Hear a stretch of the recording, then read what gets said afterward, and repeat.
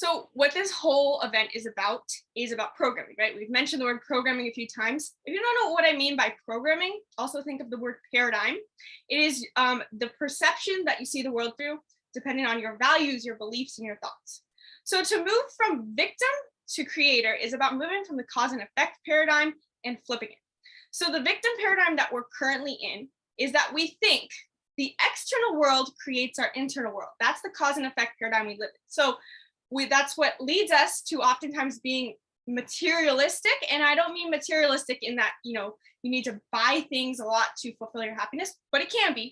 But anything that we think external material, any material experiences, certain experiences are going to make us feel a certain way. Certain things we buy, certain achievements, accomplishments, status, even status is still a material thing that is going to make us happy. And so we constantly live in the chase of trying to constantly obtain the next thing, the next experience, the next level of status.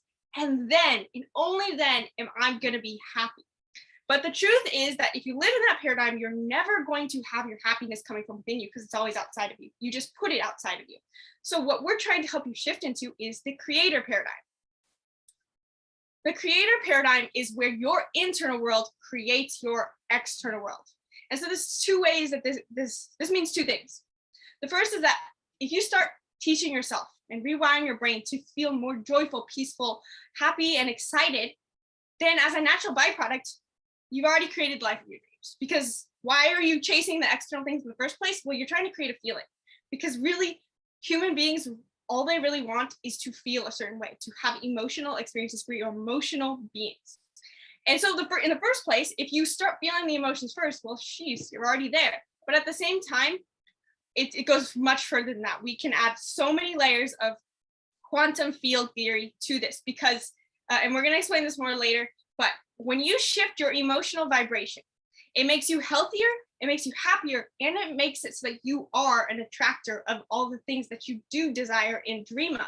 And this is essentially what manifestation is, but more on a scientific level, because when you think certain thoughts and you create certain emotions, when you create certain emotions, it actually has a direct effect on the energetic field around your body. The energetic field around your body is not just some mystical aura. There's an actual field of energy around your body, and it can either expand or retract. And most of us, when we're living in stress, we're retracting, and that's when it feels like we're pushing a boulder uphill.